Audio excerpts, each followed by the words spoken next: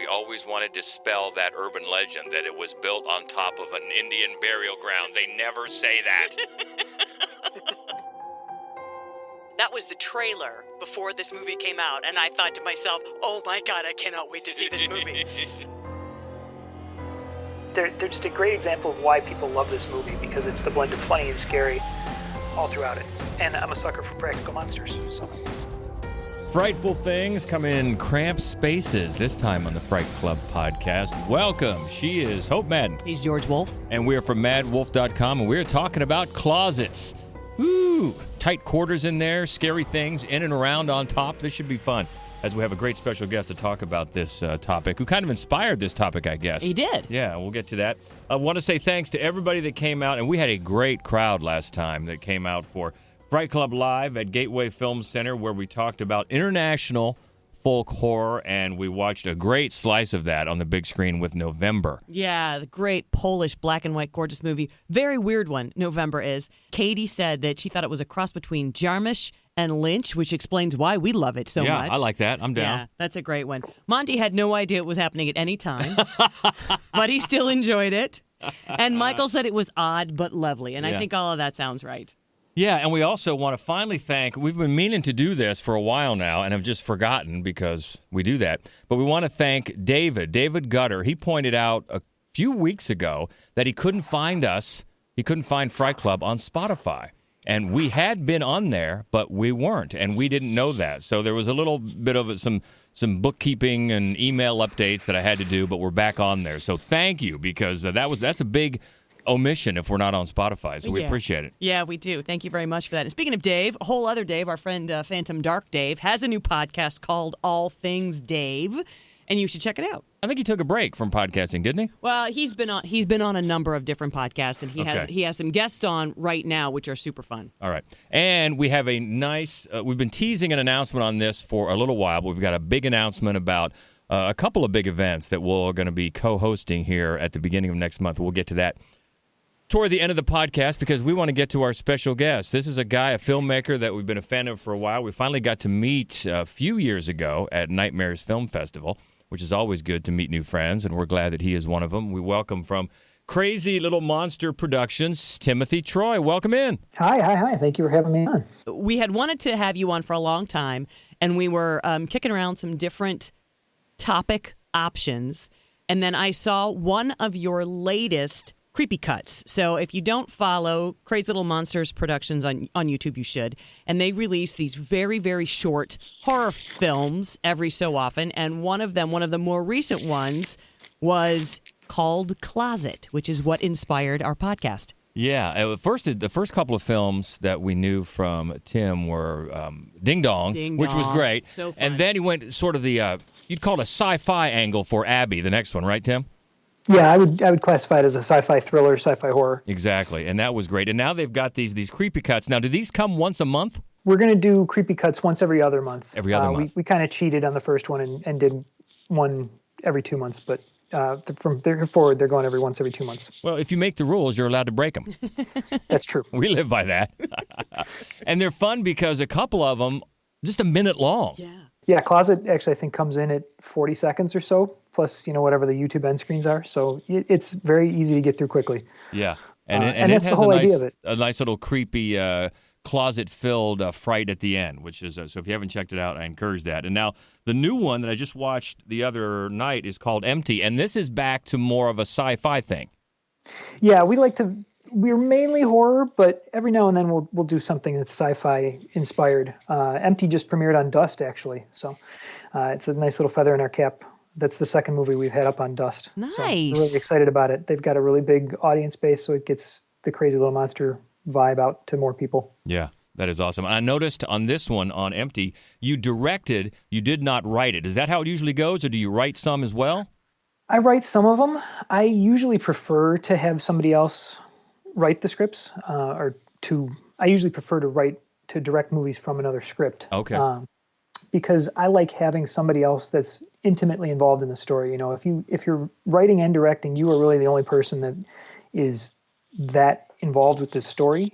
But when you have a writer involved in it too, it's somebody else whose job is just to think about the story, and it keeps you honest in a way that I think you don't necessarily if you wrote and direct the film yourself. And how is this a different challenge for you when you go so micro? I mean, a film of 60 seconds or so. Is that a different challenge than you're used to? It's an interesting challenge, trying to make sure that you're telling a full story, trying to make sure that you're creating a whole world in something that short is definitely different. When you have a longer piece, you can get a little more subtlety in a little more places. You have to do a lot more visually, a lot faster with a micro short. But I do enjoy that, and I enjoy mostly being able to get more of them out faster because I just like making movies.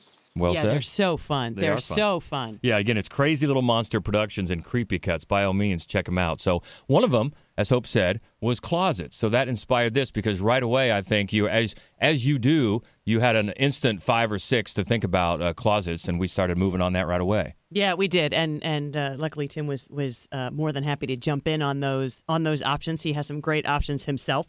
There are a handful that could easily have made this. This could have been a 15. I mean, there are so many, because Closets are so creepy. So there are a handful that didn't make the final list that I want to just give a nod to. The Faculty has a great closet scene. Us.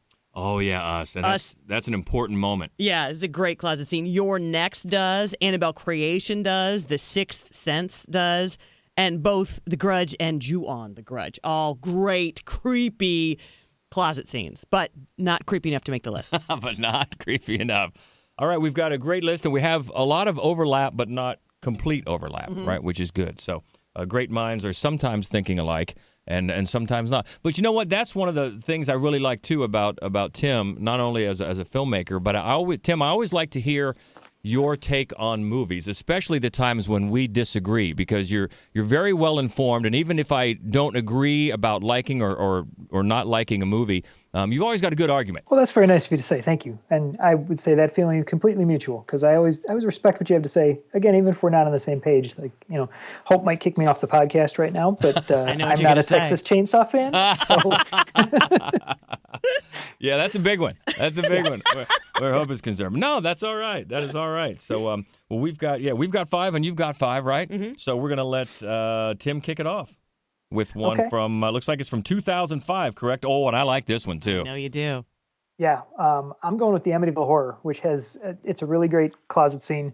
It's where Lisa, the babysitter, takes the kids and she's telling them about the murders that happened in the house that they're now living in, and she gets locked in the closet and sees a ghost.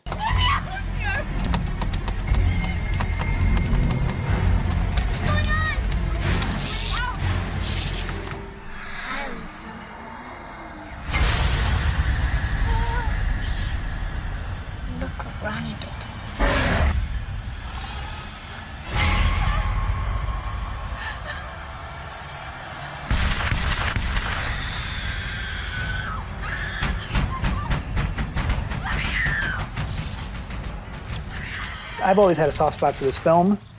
Again, I might get kicked off of podcast somewhere, but I think it's better than the original. One of those rare remakes that actually does improve on its predecessor. I think there's a nice progression to the scene where Lisa pays the price for mocking the dead, and then she goes from being a skeptic to a believer. So I always like scenes that have that progression to them. Yeah, I agree. I will say I'm not as big of a fan of this entire movie as you are, but I really liked this moment. It's my favorite moment in the whole film. It helps that Chloe Grace Moretz she's so little and she's just so good. She's so good in this movie and really sells the sort of creepy kid sitting on the bed, not going to let you out angle. I do like the original. I like the closet scene in the original. I like that the babysitter is a completely different babysitter. The babysitter in the modern version is real cynical and kind of maybe a little bit of a bad girl, whereas in the original, she's just got the bad braids and she's got the headgear. That's what kills me is the headgear. She's wearing headgear to babysit to put this girl to bed. But it's in the first one, it's much more in your own brain as to what's going on. It's just sort of a lot of banging and let me out. Whereas in the new one, man, they go for the jugular. They're there to scare you with that scene. Oh yeah. All right, that's good. That's Tim's number 5 from 2005. The version of Amityville Horror. Moving up to ours, this is a classic. Our number 5 from 1982, a family's home, closet and all, is haunted by a host of demonic ghosts and poltergeist. Mom, open the door!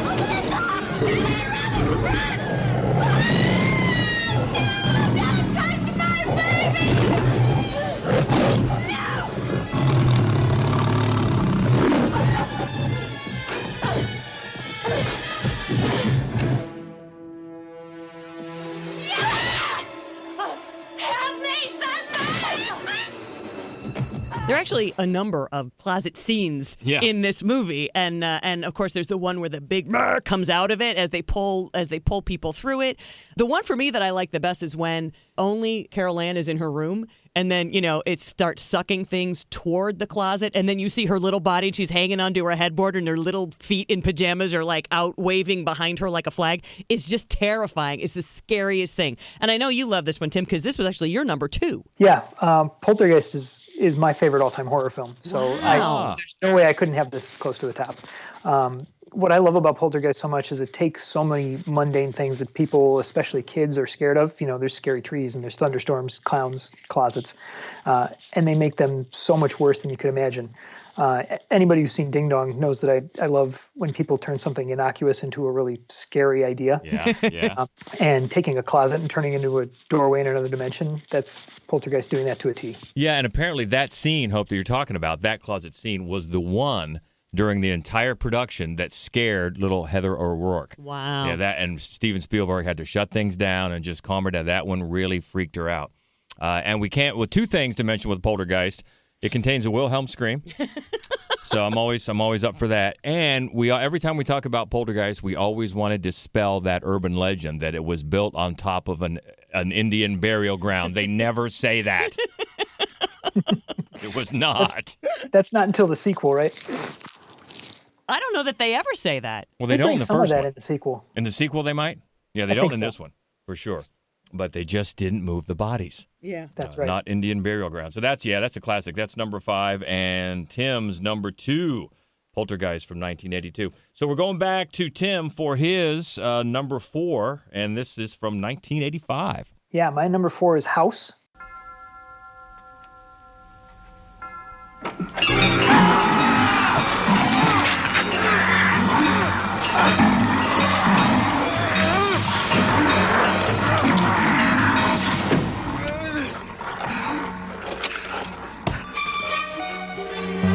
And a lot like Poltergeist, this is more than just one scene. It's actually like a fair portion of the film that revolves around the closet. I think it's a great example of how to do scenes like this. There's a lot of good fake outs. There's playing on beats that the audiences are familiar with as Roger starts, he thinks there's something in the closet and he opens it up and there's not, and he goes back and he comes, they play with that suspense throughout until they actually lead up to seeing the thing, whatever you call that thing in the closet. And then you follow that with the comedy of Roger setting up cameras and inviting George Wendt over to help him catch the raccoon that he claims is living in there. They're just a great example of why people love this movie, because it's the blend of funny and scary all throughout it. And I'm a sucker for practical monsters. So Agreed. This movie is pretty much slept on. I mean, I just don't think that people have the love for it that they do for kind of campy 80s horror comedies. And they ought to. It is really very funny. And really, I think, clever in a way that is sort of primal. I mean, the idea of you've moved into the wrong house, that's incredibly common in horror films. But I think that they do things here, like you said, you feel like it's treading familiar ground, but it does it in a way that is consistently clever and kind of startling. Totally agree. Also, I think it's one of my most fun movie posters. Yeah, it's a great poster. Really like that. Got me right away. But that poster has to go down on in the Hall of Fame for video cassette covers that you remember walking through the aisles. As this will date everybody listening here, but as you walk through the aisle of a video store, House was one of the things that really stuck in my brain. It's got that great tagline. It's got the severed hand ringing the doorbell. Right. It's just one of those iconic posters. Yeah, and that's an area where those of us of a certain age can feel sorry for today's kids that you didn't get that thrill of just walking, perusing the boxes, right? That's and right. seeing covers like that. I mean, it's like you could be a kid who is way too young to watch those movies, but you still got a little thrill out of seeing the covers, even as like a 5 or 6 year old just wandering through the video store. I think that's where a lot of us even dipped our toes into wanting to watch horror movies, is getting the thrill in the video store. No question. Oh, no question at all. Exactly. So maybe we'll do that. We haven't done posters before. Haven't movie No, we posters. haven't. Maybe that's start working on it. But no, we're talking closets, and that is Tim's number 4 from 1985 House. That's a goodie. Another classic for us at number 4. And actually, this is Tim's number 1. So, yeah, we're loving this. This is the classic from 1978. 15 years after murdering his sister on Halloween night, Michael Myers escapes the original Halloween.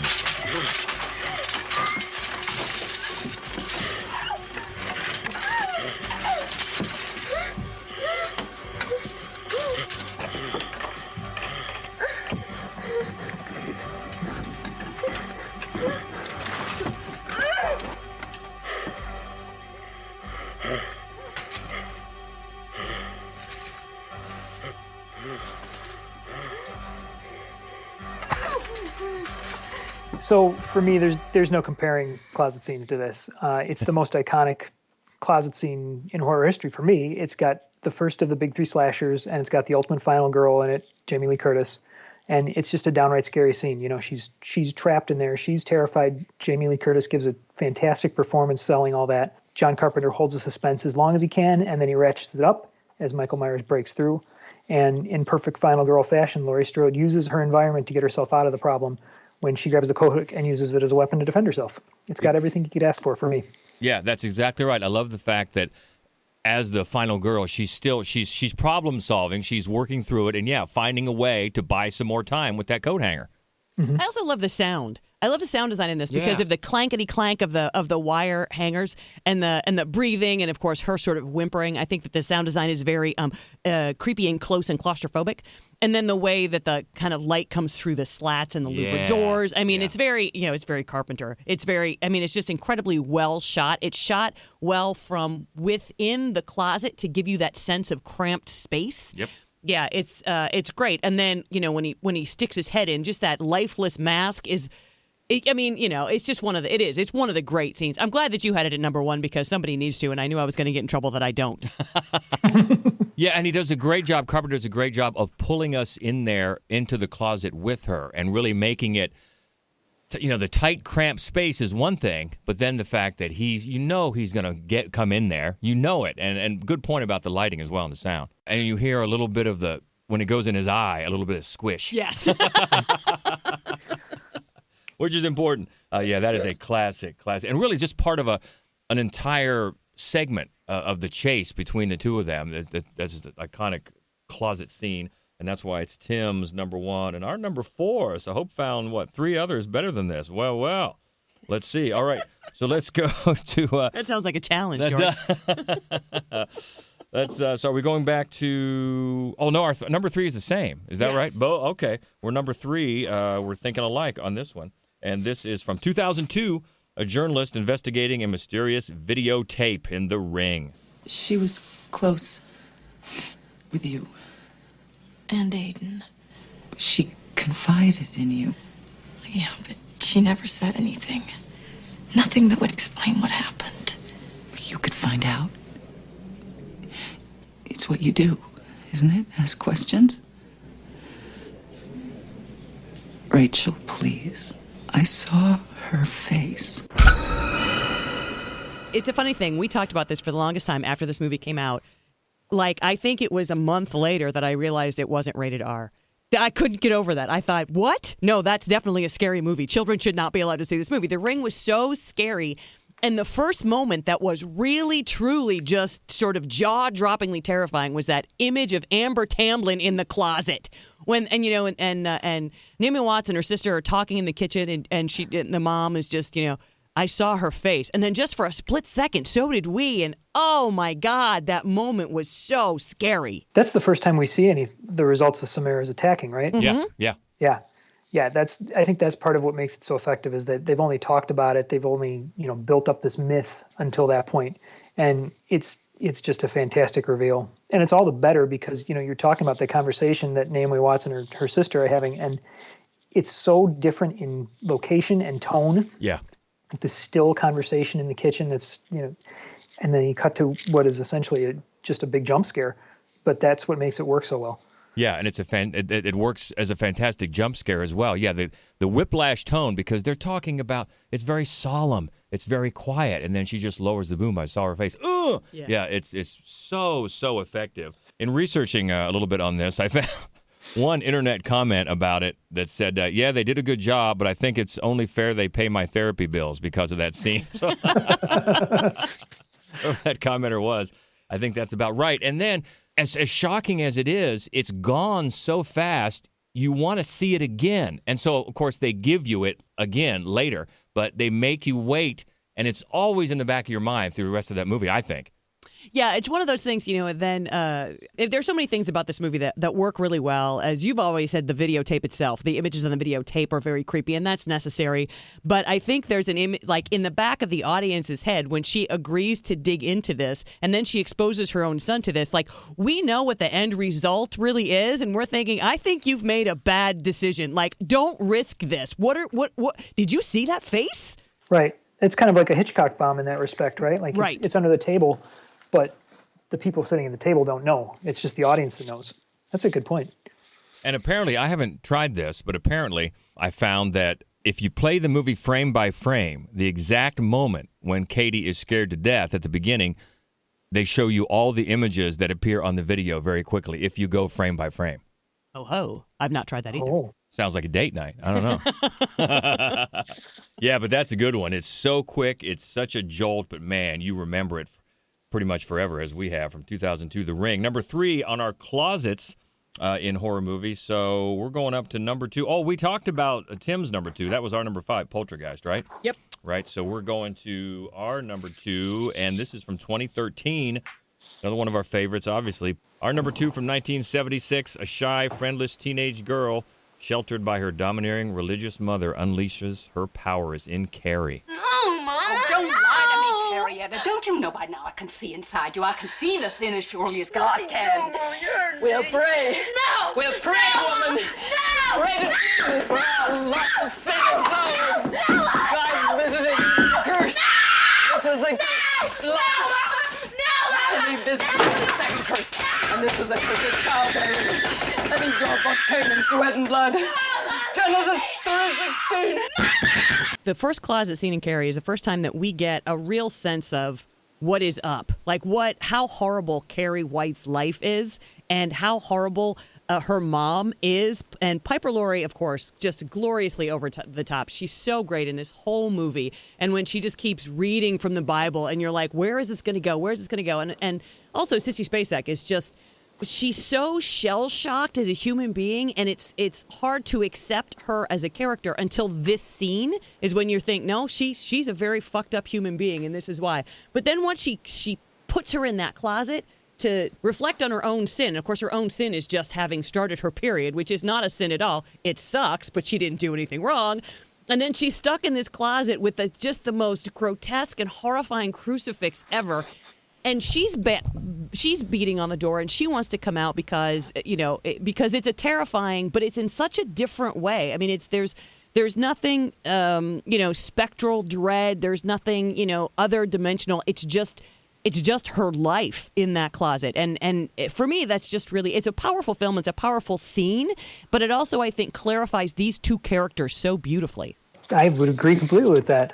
One thing that I think the 76 version. One thing I think the 76 version does better than the remake, which I haven't seen. I just kind of watched these two scenes together. Is the 76 version doesn't dwell on this quite so much. Like you are in there in the remake a lot longer, and I think the original version lets you just sit on the outside door when Carrie gets slammed in it, and you hear her pounding on the door, but you don't. It doesn't like make you live in there with her. And I think that actually is a little bit creepier because she's terrified in there, and we learn that this has happened to her before, and it'll probably happen to her again.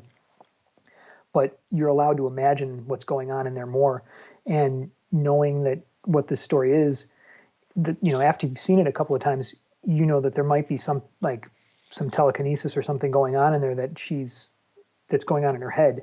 So it makes the terror more visceral by having to imagine what's going on in there rather than seeing it. Does that make sense? Yeah, and I think I like the remake better than you do, Hope.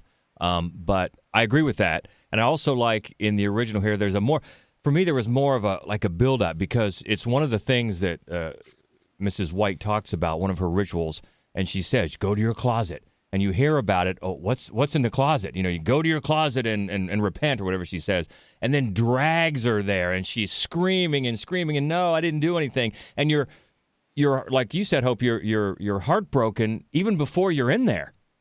Yeah, she drags her by her hair. Yeah. It's a bad scene, and I just have always thought you use heartbreaking. That it is. It's a heartbreaking scene, but it's still really scary. And you're right about when they show what's in there. Yeah. Like things on the walls, and they photograph them just so, De Palma, the shadows or the camera angle that he chooses is most creepy.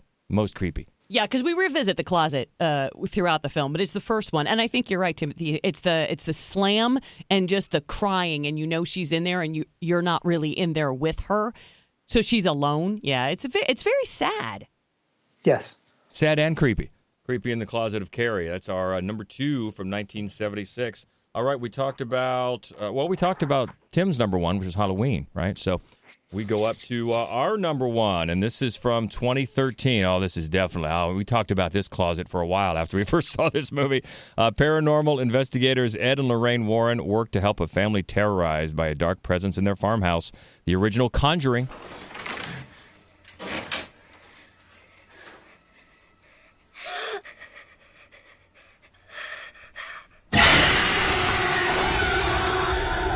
I think James Wan is just a master of practical scares.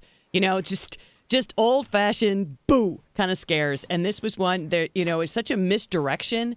You hear this knocking, and this girl just keeps walking into the closet door. And to be fair, it's a big wardrobe, not your traditional closet.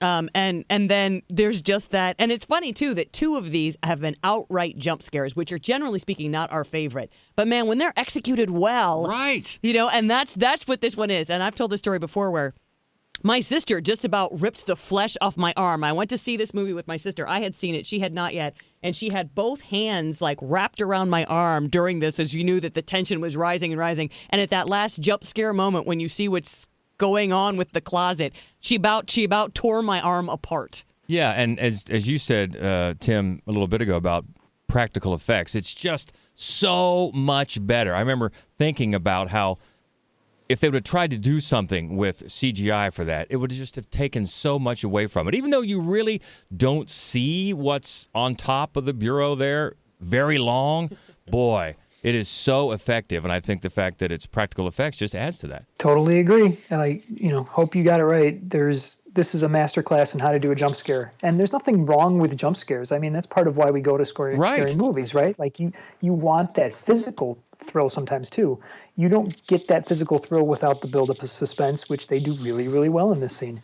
It is undeniably freaky, effective filmmaking. Yeah, that's right. We talk about jump scares, and we talk about, even right now, when you look at the upcoming Oscars, you've got a film up for an Oscar that's a real great example of formulaic filmmaking done right in Coda. You can also, many times you can detract a movie for being formula, but here's an example where it's done really well. The same way here. Jump scares, like you said, Tim, are not a bad thing, and you want to see them done well. Here they are. I mean, there are so many of them actually throughout this movie. That the scene, it's not the closet, it's a basement scene, but the clapping in the basement scene, which I remember, that was the trailer before this movie came out, and I thought to myself, oh my God, I cannot wait to see this movie. There are so many moments in Conjuring they're just old-fashioned, well-made, spooky movie moments. Yeah, and you were talking about The Ring getting a PG-13 rating. This one is rated R, but there's no sex or nudity, very little profanity, mostly bloodless violence, and it's got its R based on scare factor alone. Well, it was scary. It was. It still is. I think that's some marketing. That's some good marketing right there. Yeah, because it is. It is scary. And that's one where if I'm flipping channels and it's on, especially if it's just about to go to that closet scene, I'm going to leave it on. I want to see that. Just the original. The sequels are, of course, they get less interesting as they go along, and they're all fine. But the original, I will still stick it out. Yes, always. And that is our number 1 closet creep out from 2013, The Conjuring. And, boy, we've got some good ones there. And even in the ones where didn't quite make it. There were some good ones in there, too, and you're also Rans. Oh, yeah, there's a bunch. Because closets are scary. Exactly. So we were talking about a couple of big events we've got coming up here soon, and this is going to be fun. The first 2 days of April, we're going to get to co-host 2 screenings with Deborah Foreman coming into Columbus, Ohio on April 1st. I'm going to show, of course, April Fool's Day with Deborah Foreman, and she's going to do a Q&A after and an autograph signing as well, and that is going to be at Studio 35 in Columbus. And then the next night, April 2nd, we're going to be back with Deborah Foreman. Yeah, we're going to be at the Grandview Theater, and we're going to watch Valley Girl and talk about that movie. So that's really fun. I'm excited to get to do that. They're both late-night screenings. They're both at 11:30 p.m. No, the first 11:30 on the first and 11 on the second. Okay. So just a little bit different. And from what I understand, this is the first. She's done conventions, but she's never done theatrical showing standalones before, and she's just starting to get into it, and we have her first.